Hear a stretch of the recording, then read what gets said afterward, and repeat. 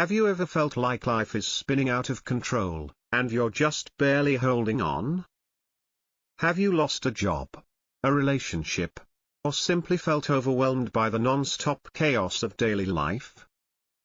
What if I told you there's an ancient path, not just to survive those storms, but to rise above them, stronger than ever? We've all been there. Moments when life feels like it's crashing down on us from all sides. The job you thought was secure suddenly disappears. A relationship you trusted falls apart. Or maybe it's not a single event, just the relentless, exhausting rhythm of modern life that leaves your mind scattered and your heart worn out. In times like these, it's easy to feel helpless, to feel like you're drifting without direction. But here's the truth. You don't have to live in reaction mode. You don't have to be a prisoner of circumstances. What if there was a way, not just to endure chaos, but to thrive in the midst of it? A mindset so powerful, so steady, that even when the world is shaking, you remain centered? Today, we turn to the timeless wisdom of Seneca, a Stoic philosopher whose teachings have guided emperors, warriors, thinkers, and everyday people for over 2,000 years. And those teachings? They aren't just abstract ideas or dusty old sayings.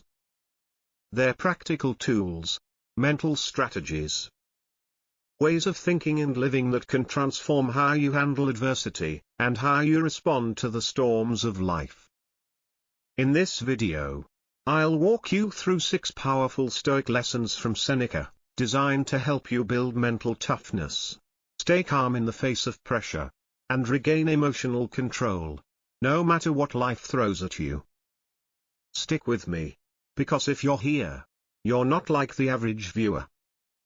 You're someone who's willing to go deeper, someone who understands that true change starts within. If you find value in this message, one simple, free way to support the channel is to hit subscribe. It may seem small, but it allows us to keep creating meaningful content for people like you. Now, let's begin. Seneca once said, "To be everywhere is to be nowhere." It's a bold statement, and in today's world of constant multitasking and endless distractions, it may be more relevant than ever. We chase productivity by doing more. We jump from task to task, app to app, screen to screen. But in that race, we lose something vital: focus. Seneca reminded us, to be everywhere is to be nowhere. Now, let's turn our attention to one of the greatest illusions of our modern lives: multitasking in a world that glorifies doing more, juggling meetings, replying to texts, checking emails while half listening to conversations. It's easy to believe that multitasking is the key to success. But maybe, it's time we pause and ask, is it really making us more effective? Or is it quietly draining our focus, scattering our energy, and lowering the quality of everything we do? When we try to multitask, we're not actually doing multiple things well, we're doing everything halfway. Our attention gets spread too thin, and the result is often more mistakes, less meaningful work, and a lingering feeling of dissatisfaction. Even Marcus Aurelius, another towering figure in Stoic philosophy, knew this well. He once advised, "Concentrate every minute like a Roman, like a man, on doing what's in front of you with precise and genuine seriousness, tenderly, willingly, with justice, and on freeing yourself from all other distractions." This isn't just about checking off tasks. It's about cultivating a state of mind, one that values depth over breadth, presence over performance. When you give your full attention to a single task, whether it's finishing a report, crafting something with your hands, or simply listening to someone you love, you're creating space for deep work. And from that depth comes true satisfaction and a sense of progress that no multitasking ever delivers. Even Plato might say that this kind of deep focus allows us to touch something greater, something beautiful and true. Because when you fully engage, you're not just doing a task, you're giving your best, and you're creating something that reflects excellence and goodness. And it's not just philosophy, modern psychology backs this up. When we focus on one thing at a time, we reduce the mental strain on our brains. That means less stress, more clarity, and better decision-making. Aristotle, who believed virtues are formed through consistent right actions, would likely see this single-task mindset as a way to build the virtue of temperance, the discipline to resist distractions and delay gratification. So in choosing to focus, you're not just becoming more productive. You're aligning with timeless wisdom and the best of current science. You're giving your mind what it truly needs, space to breathe, and clarity to thrive. Even Socrates, with his deep, intense method of inquiry, exemplified this. He would fix his entire attention on one question, digging and diving until the truth revealed itself. His mind was a spotlight, not a flickering candle. But if focused attention brings clarity in calm moments, how do we hold on to that clarity when storms hit? When life gets hard, unfair, or even painful, how do we stay grounded?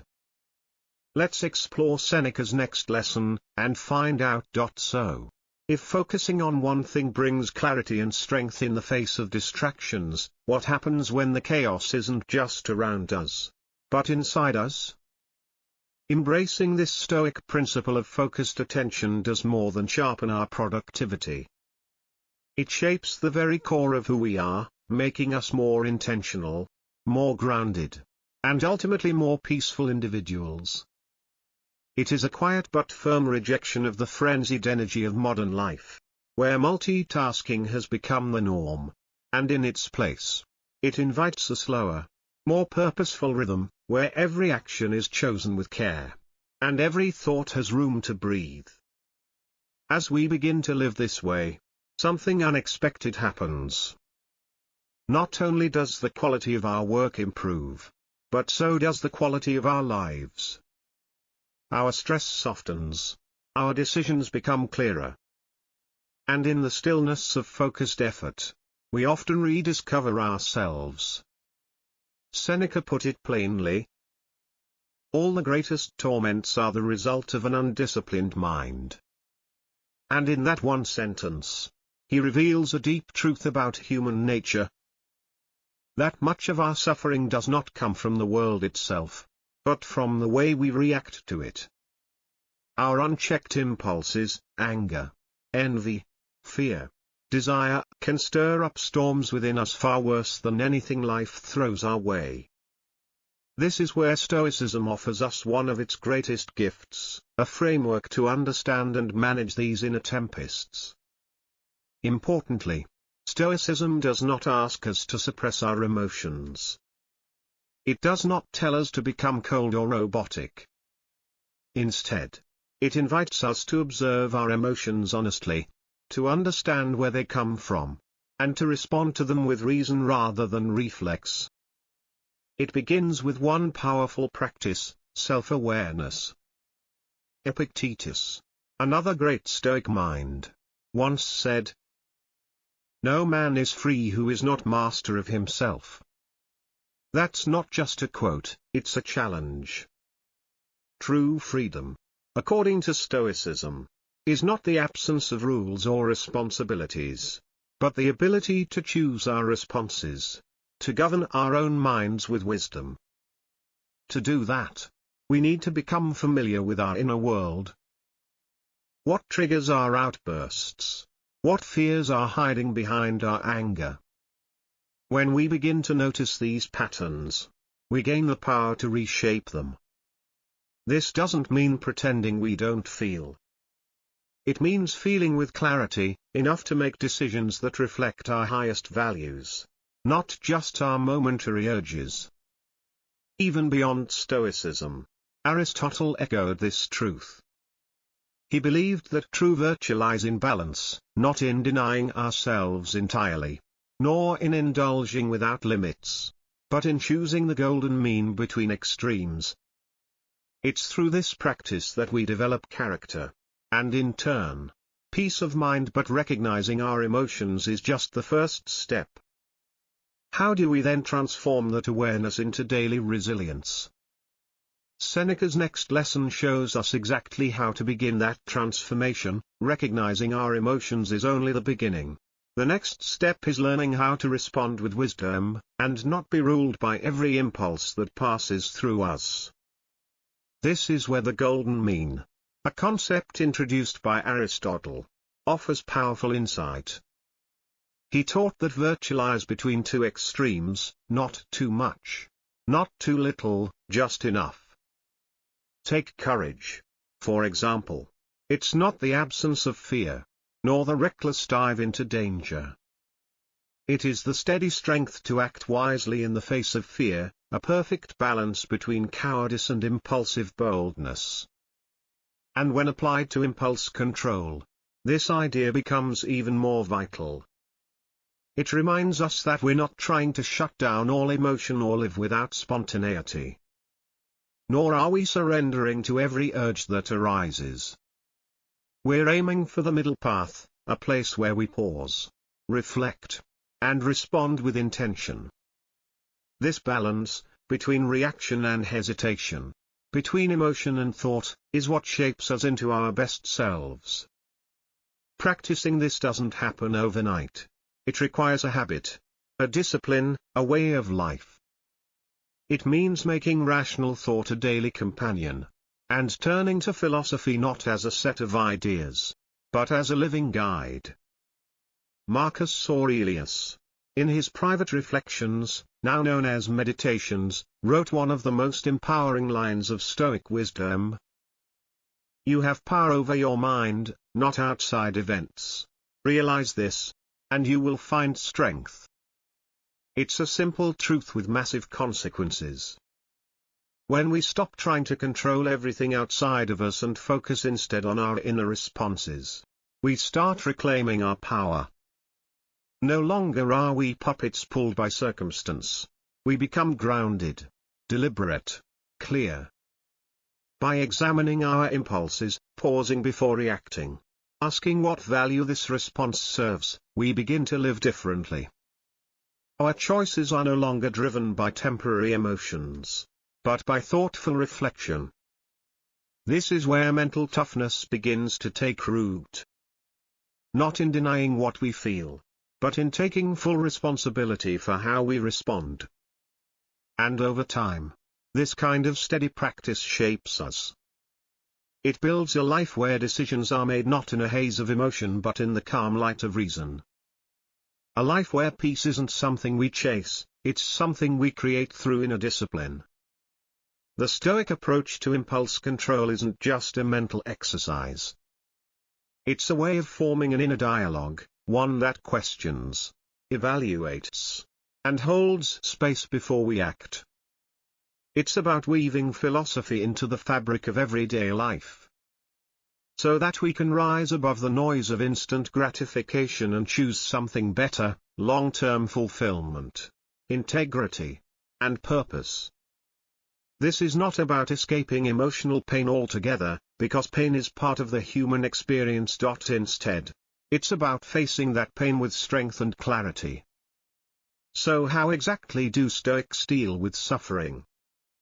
In the next lesson, Seneca offers a powerful perspective that can reshape how we view hardship itself. Facing pain with clarity and strength doesn't mean avoiding it.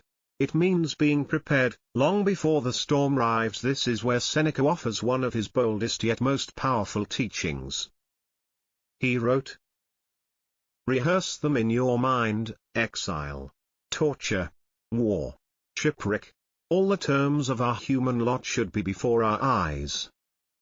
At first glance, that advice may seem extreme. Shipwrecks, torture, exile? Most of us aren't about to sail into battle or be cast away on distant shores. But look beyond the surface. And you'll find one of the most transformative ideas in Stoic resilience, the practice of mental preparation. This concept, known in Latin as premeditatio malorum, or the premeditation of evils, is not about scaring ourselves. It's about training the mind to remain steady, no matter what happens. Not to invite suffering, but to diminish its power over us when it inevitably comes. Stoicism teaches us that if we can visualize the worst, not to dwell on it, but to prepare for it, then we reduce the emotional shock when reality brings discomfort, loss, or change. Think of it like this. Professional athletes train under pressure to simulate the real challenges they'll face on game day. Firefighters don't wait for the blaze, they drill constantly, rehearsing how they'll respond when the flames rise. In the same way, we can mentally rehearse adversity to build emotional strength. Not because we want bad things to happen, but because we want to face them with less fear and more control. And ironically, this practice doesn't fill us with dread, it gives us perspective. When we realize how much worse things could be, we start appreciating how good things actually are. That email you forgot to respond to? That awkward conversation at work? Suddenly, those small stresses lose their grip. By imagining difficulty, we lessen its surprise. We stop clinging to false ideas of safety or control. We begin to understand that life is uncertain, and that's okay. Let's be clear. This practice isn't about living in a constant state of paranoia. It's not about obsessing over every possible disaster or falling into worst-case scenario thinking. It's about a grounded awareness. For instance, if you're feeling anxious about job security, Stoicism wouldn't say ignore it. Instead, it would gently guide you to prepare, update your resume, sharpen your skills, explore new opportunities. So if that challenge does come, you're ready. And readiness breeds confidence. But what happens when, despite all preparation, suffering still knocks on our door? How do the Stoics teach us to endure life's hardest moments, not with bitterness, but with grace? Let's uncover that in the next powerful insight from Seneca. Instead of fearing hardship, we prepare for it. And in doing so, we trade panic for calm, and helplessness for strength. That's why Stoicism encourages us to take practical steps, even while life feels stable. Let's say you're uncertain about your job. Rather than sitting with fear, you start updating your resume, learning new skills, maybe even exploring alternative career paths. This way, if something unexpected happens, you're not caught flat-footed. You're positioned to respond, strategically, not emotionally. And this idea doesn't only apply to careers.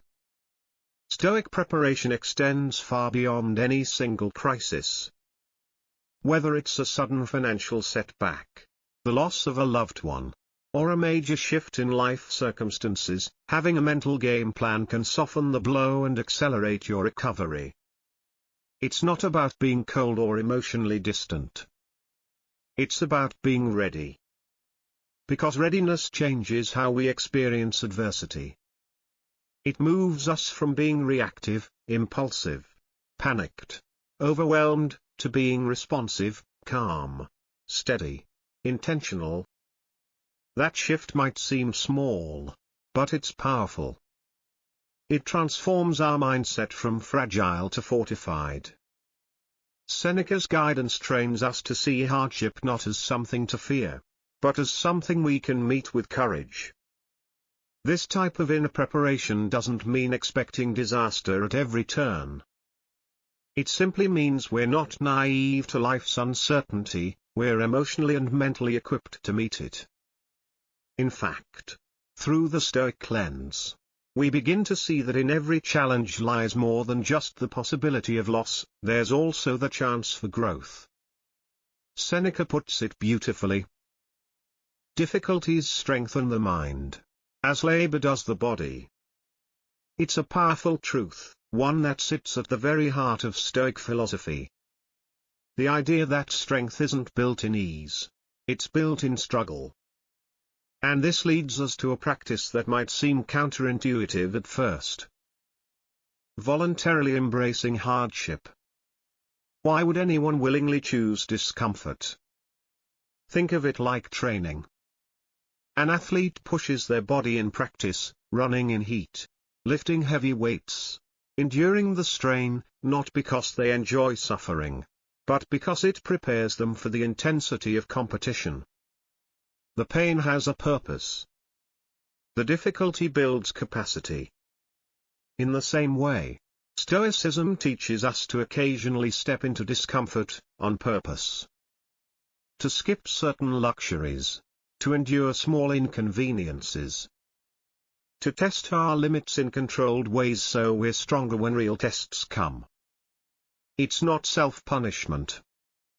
It's self-preparation, but how exactly can we begin to apply this Stoic practice of voluntary hardship in our daily lives, without overwhelming ourselves? In the next lesson, Seneca offers practical wisdom to help us build resilience. One small choice at a time. If resilience is built through hardship, then why wait for life to force it upon us? What if we could train ourselves for adversity before it arrives? That's exactly what Seneca urges us to do, by voluntarily stepping into discomfort.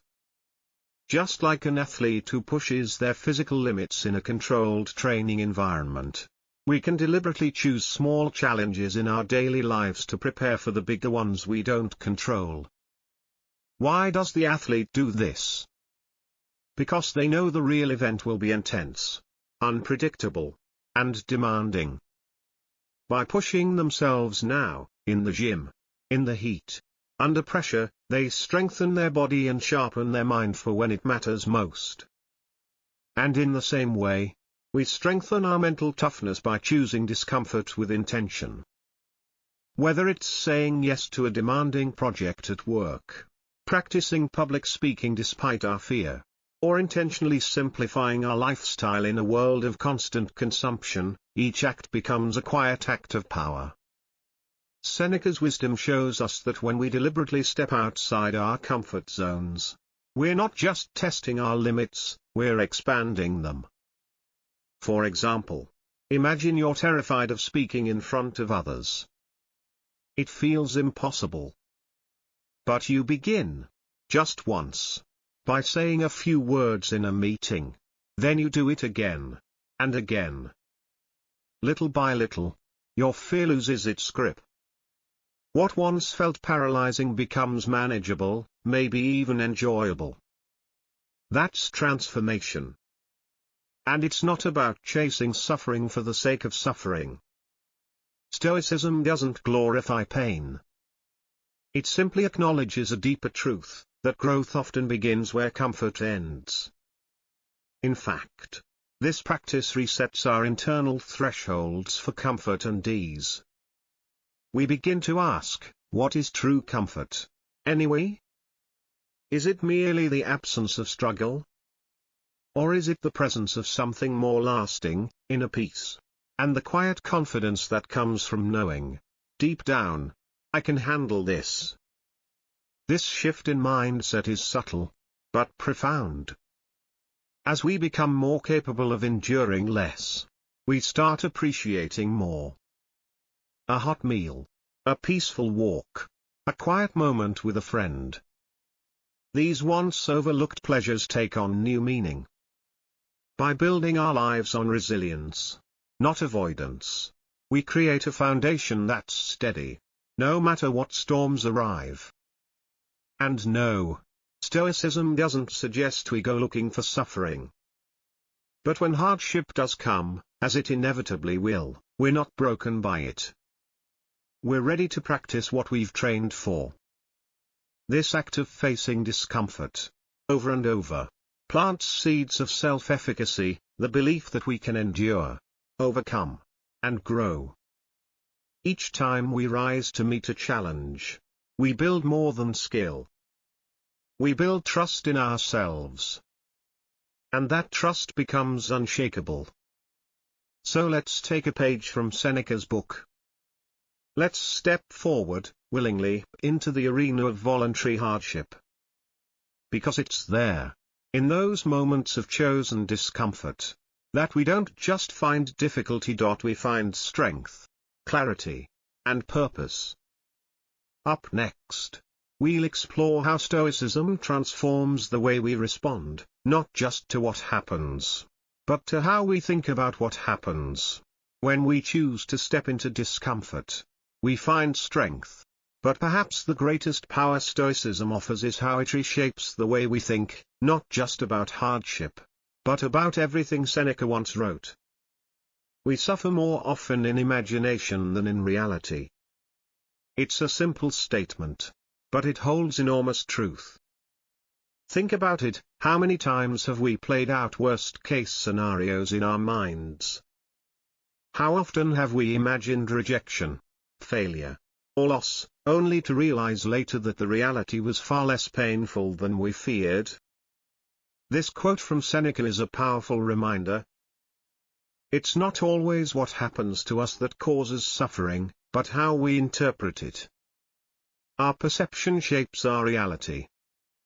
And all too often, we allow fear, assumptions, and emotional reactions to paint a much darker picture than what's actually in front of us. It's easy to fall into the belief that we're victims of our circumstances. That life is happening to us, and we have little say in the matter. But this mindset can quietly drain us of our power. It shifts us from creators to reactors, from strong to helpless. Stoicism pushes back against that idea with a powerful principle. How you see the event matters more than the event itself. If we view life as something constantly against us, we'll feel bitter, defeated, resentful. But if we view challenges as opportunities, to grow, to learn, to become stronger, we step into the role of active participants in our own lives. Let's look at a relatable example. Imagine you didn't get the promotion you were hoping for.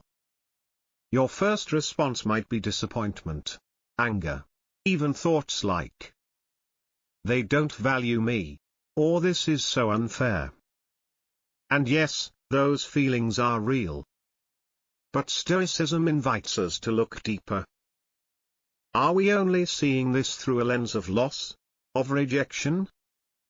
What if instead, we paused and asked, what can I learn from this? Is there feedback I haven't received? Could this be an invitation to grow, either in this role or somewhere else? In doing so, we reclaim our power. We shift from self-victimization to self-reflection. And that shift changes everything. Avoiding a victim mindset doesn't mean pretending everything is fine. It doesn't mean denying injustice or difficulty. It means choosing to put our energy into what we can control, our response. And this change in focus is transformative. Instead of asking, "Why is this happening to me?" we begin to ask a far more empowering question. What is this trying to teach me? In the next section, we'll explore how this single shift, from reaction to reflection, can unlock a life of deeper meaning, strength, and freedom. So instead of asking, "Why is this happening to me?" we ask, "What can I learn from this? How can I grow?" This simple shift in mindset is where Stoicism truly shines.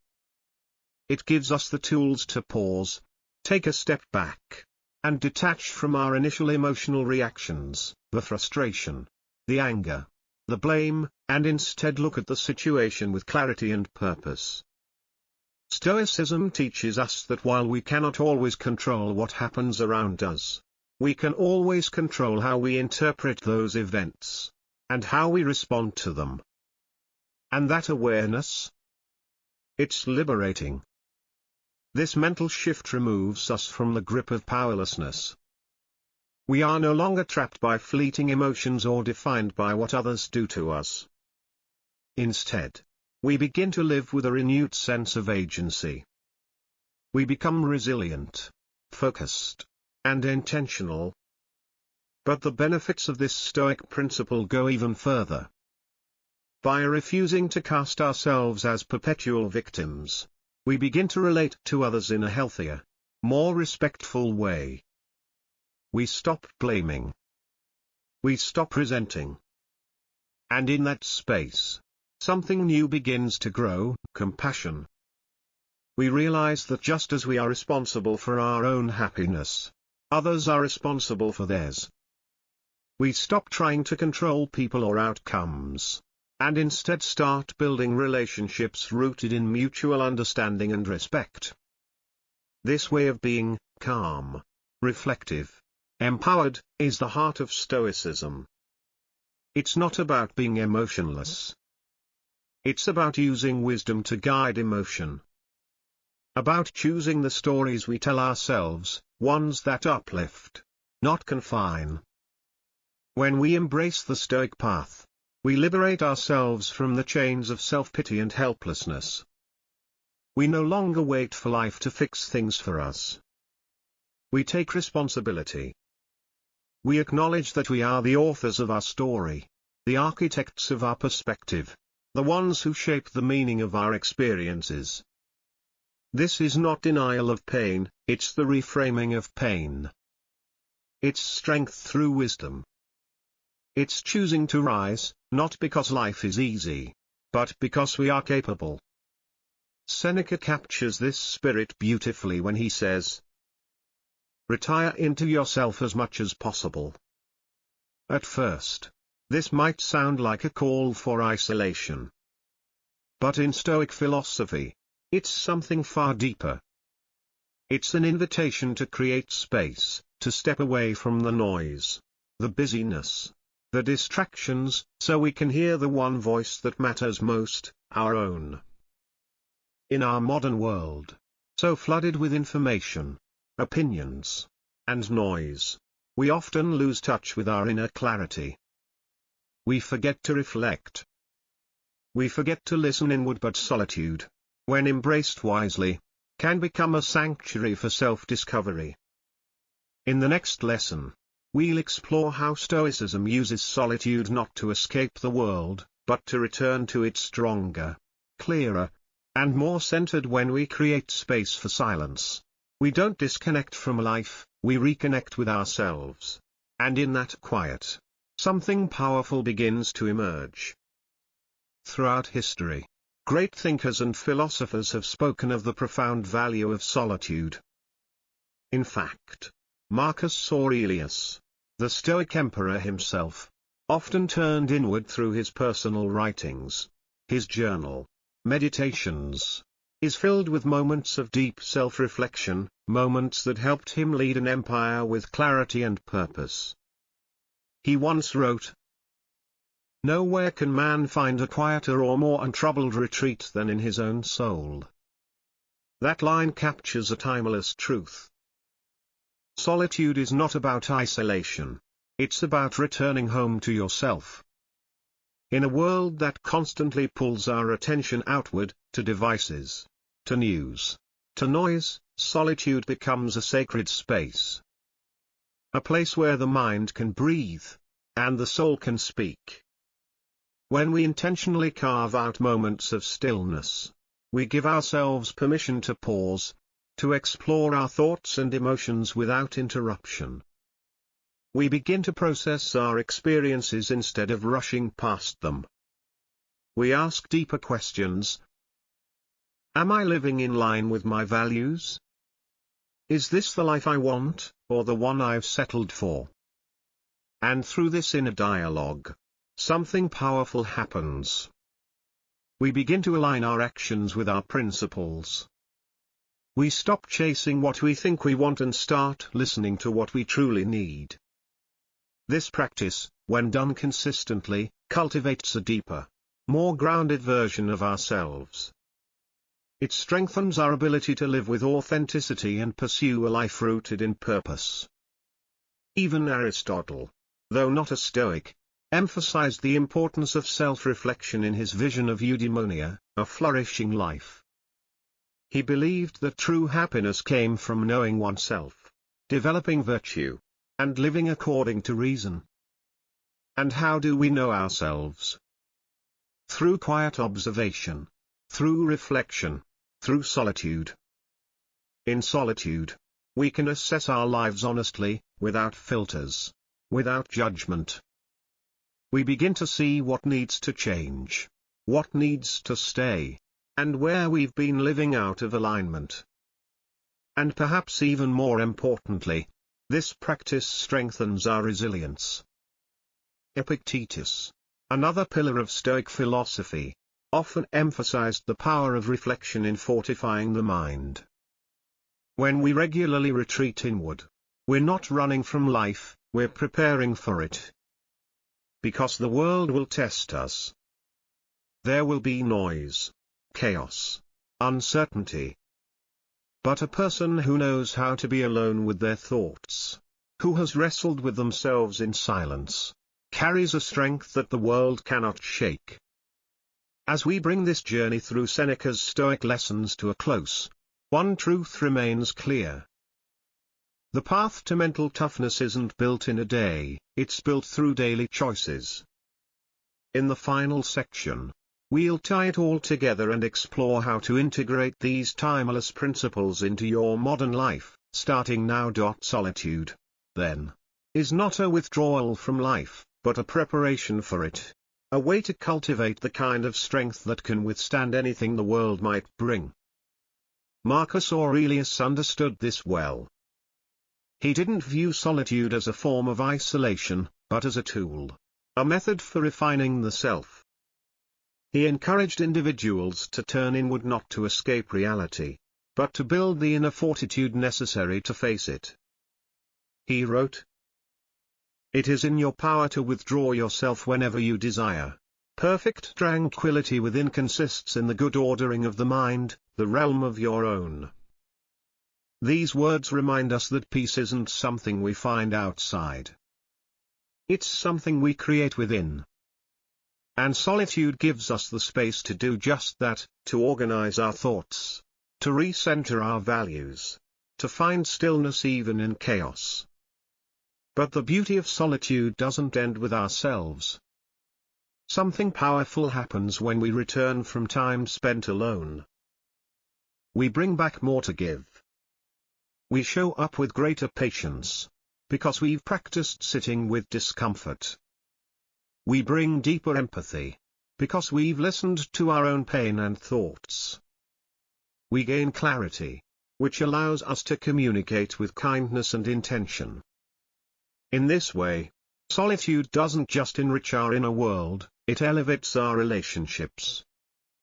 We become better friends, partners, colleagues, and citizens. We participate in life more fully, because we are no longer scattered, overwhelmed, or reactive. The Stoics, Seneca, Marcus Aurelius, and Epictetus, each offered timeless guidance on how to use solitude not as an escape, but as a gateway to deeper presence, fuller living, and mental endurance. When we retire into ourselves, even briefly, we're not abandoning life.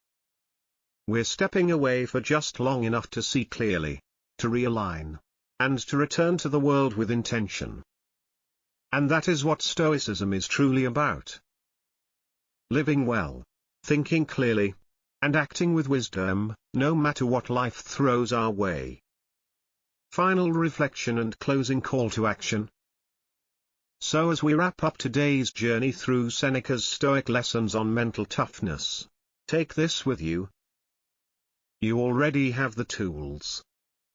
You already have the strength. You simply need to train your mind, just as you would your body. Prepare for hardship, not with fear, but with calm readiness.